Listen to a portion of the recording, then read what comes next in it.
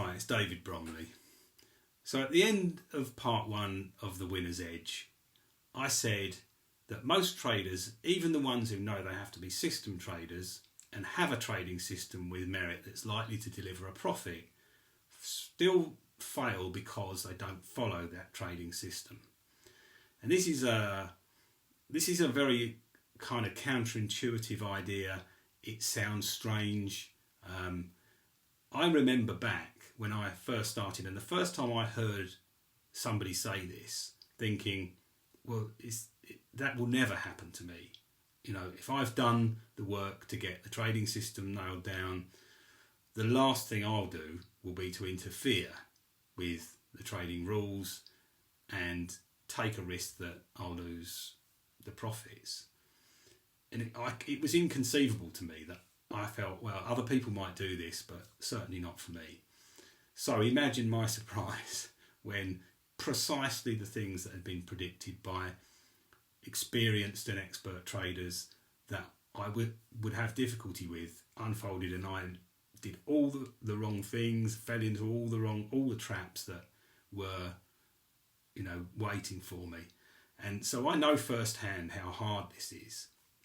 Now, the reason it's hard is because I'm a human being, like all traders, and we get where we get because we are inventive and we like to try to adapt and improve things. We like to ask questions.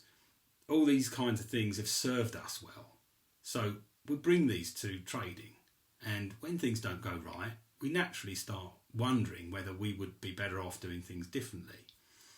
So we interfere, and it's a natural thing. But what you have to try to do is, when you run a trading test, when you run a test of a trading system, the natural thing is obviously to look at the trading test result and say, is it a result I would have liked? If it is, then that will do for me.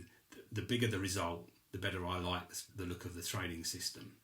But there's another side of the coin that is equally as important, and it's this that's going to determine whether you will actually follow that trading system. And it's what I call the ride.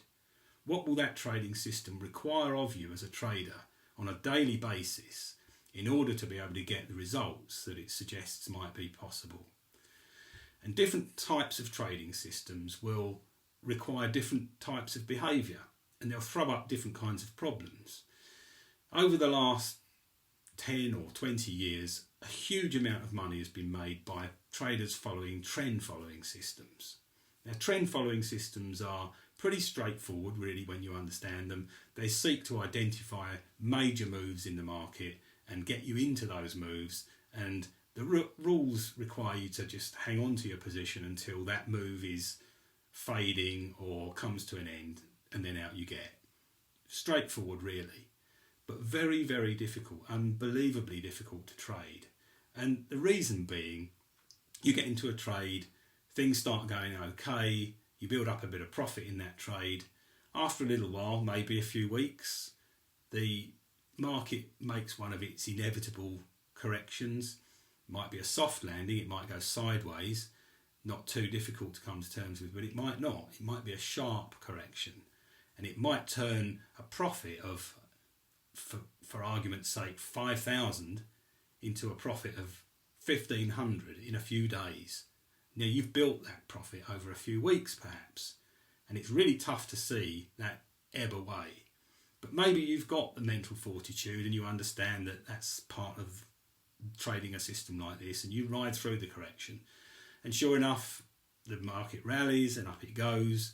You vindicate your decision and you pat yourself on the back. Your 5,000 starts to come back and turns into 25,000.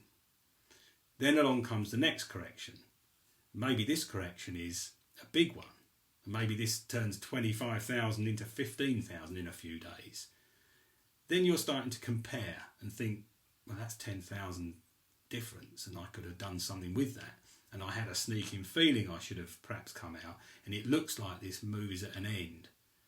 So you're starting to beat yourself up, but maybe you manage to stick with it. And then all of a sudden it turns round, off it goes again. Then it really starts to motor.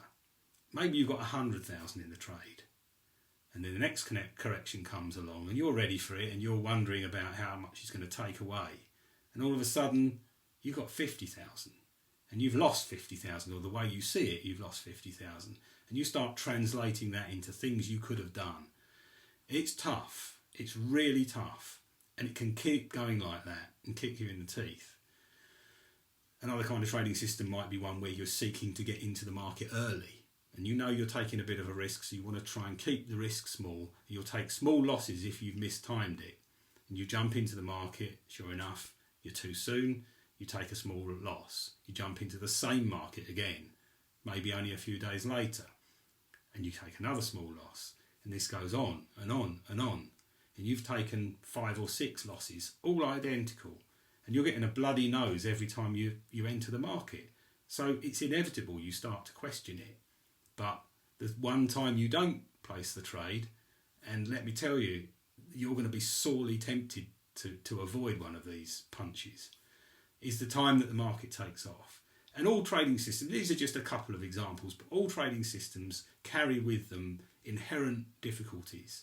And these are the kinds of reasons that even when we're set up well, we're very likely to fall at this fence. What do you do about it? I've found over the years that by becoming more familiar with what a trading system will ask of me before I adopt it as my system is the answer.